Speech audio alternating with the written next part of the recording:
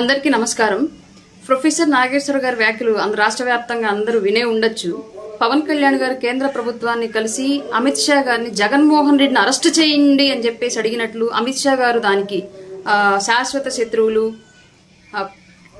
శాశ్వత మిత్రులు, ఇన్స్టంట్ శత్రువులు అని చెప్పేసి థియరీ చెప్పారని చెప్పేసి ప్రొఫెసర్ నాగేశ్వర్ గారు ఆయన చూసినట్లుగానో లేదంటే పవన్ కళ్యాణ్ గారు ఎవరితోనో చెప్తే వాళ్ళు వచ్చి ఈయనతో చెప్పినట్లుగానో ఒక గాలిపోగేసినటువంటి కబుర్లను చూసి ఒక మీడియా ముఖంగా చెప్పినటువంటి మాటలు మనందరం విన్నాం.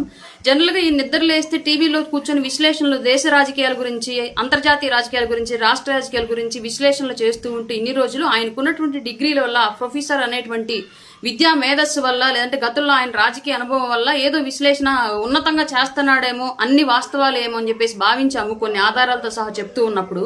కానీ ఈ రోజు చెప్పినటువంటి ఈ విషయంలో పూర్తిగా ఆధారం లేకుండా మాలాంటి ఏదో చిన్న స్థాయి వాళ్ళలాగా, లేదంటే చదువు సంధ్య లేని వాళ్ళలాగా, లేదంటే 5 రూపాయలకు పనిచేసేటువంటి కార్యకర్తలాగా గాలిపోగేసినటువంటి మాటలు చెప్పడం అనేది నిజంగానే ఎవరు రాష్ట్ర ప్రజలు నమ్మేటువంటి పరిస్థితి లేదు. ఇవాళ పవన్ కళ్యాణ్ గారు కేంద్ర ప్రభుత్వాన్ని కలిశారు అంటే రాష్ట్రంలో ఏ శాఖకి ఏ నిధులు వచ్చాయి, దాన్ని ఎక్కడ ఖర్చు చేశారు, ఎంత పని డెవలప్ అయింది, శాశ్వత నిర్మాణం ఏం జరిగింది, ఏ పనికి ఏ పథకానికి ఆ డబ్బుల్ని వినియోగించారు, ఆ నిధులు అని చెప్పేసి చాలా క్లియర్ గా ఒక అకౌంటబిలిటీ తోటి ఈ రోజు రాష్ట్ర ప్రభుత్వం చూపిస్తూ ఉంది. పవన్ కళ్యాణ్ గారు కూడా రాష్ట్ర ప్రజల కోసం ఆ స్థాయిలో కేంద్ర రాష్ట్ర ప్రభుత్వాల మధ్య వారధిగా పనిచేస్తూ ఉన్నారు.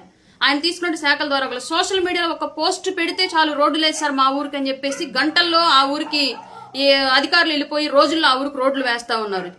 అమరజీవి జలధార ద్వారా ఇవాళ జిల్లాలు గొంతు తడిపేటువంటి ప్రోగ్రామ్, ఆ మంచిని అందించేటువంటి ప్రోగ్రామ్కి డబ్బులు కూడా కేంద్రం నుంచి తీసుకురావడంలో కానివ్వండి, రాష్ట్ర ప్రభుత్వాన్ని ఒప్పించడంలో కానివ్వండి, ఇవన్నీ కూడా పవన్ కళ్యాణ్ గారు నిస్వార్థంగా సేవ చేస్తున్నటువంటి విధానానికి ఎన్నో తార్కాణాలు, ఎన్నో ఉదాహరణలు.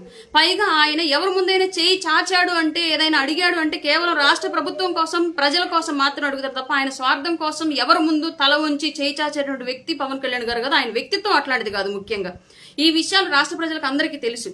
ప్రజలకు ఎంత పని జరుగుతుందో తెలుసు. అలాగే మేము ఎంత గొప్పగా పని చేసినా, పవన్ కళ్యాణ్ గారు ఎంత నిస్వార్థంగా సేవ చేసినా వైసీపీ బురద జల్లిద్దని కూడా రాష్ట్ర ప్రజలకు తెలుసు. అయినప్పటికీ కూడా ఇవాళ ప్రొఫెసర్ నాగేశ్వర్ గారు ఒక విశ్లేషకుల ముసుగులో ఉండి పవన్ కళ్యాణ్ గారి మీద ఇలాంటి నిందలు వేయడం అనేది నిజంగానే క్షమించదగ్గటువంటి విషయం కాదు. ప్రొఫెసర్ నాగేశ్వర్ గారు మేము ఒకటే అడుగుతున్నాం, అయితే మీరు ఆధారాలు చూపించండి, లేదంటే ఏ మీడియా ముఖంగా అయితే మా అధ్యక్షుల గారి మీద, అలాగే బీజేపీ పార్టీ మీద, అలాగే అమిత్ షా గారి మీద, అలాగే నాదెళ్ల మనోహర్ గారి మీద బురద జల్లారు, అదే మీడియా ముఖంగా మీరు వీళ్ళందరినీ క్షమాపణ అడగాలని చెప్పేసి అయితే మేము కోరుకుంటున్నాము. అలాగే మాకే కాదు, ఈరోజు వైసీపీ కార్యకర్తలకు కూడా మీరు ఒక విషయంలో క్లారిటీ ఇవ్వాలి. వాళ్ళు లేగిస్తే మేము సింగిల్ వెళ్తున్నాం, మీరు జెండాలు మోస్తున్నారు మాట్లాడుతూ ఉంటారు వైసీపీ కార్యకర్తలు. ఇవాళ వాళ్ళ మీద కూడా మీరు నిందేశారు. మీరు చాటుగా జగన్మోహన్ రెడ్డి వేరే పార్టీ తోటి పొత్తులో ఉన్నాడని చెప్పి చెప్తా ఉన్నారు. మేమన్నా ఏ జెండా మోసినాం, ఆ భుజాల మీద ఓపెన్ గా మోస్తున్నాం, కానీ వాళ్ళు ఉన్నది భుజాల మీద ఏమో వైసీపీ జెండా పెట్టి వెనకెక్కడో వేరే జెండా పెట్టాడు జగన్మోహన్ రెడ్డి వాళ్ళ కార్యకర్తలు అందరికీ మీరు చెప్తా ఉన్నారు. అందులో నిజమెంతో కూడా వాళ్ళ వైసీపీ కార్యకర్తలు కూడా మీరు ఆన్సర్ చెప్పాల్సిన అవసరం అయితే ఉంది.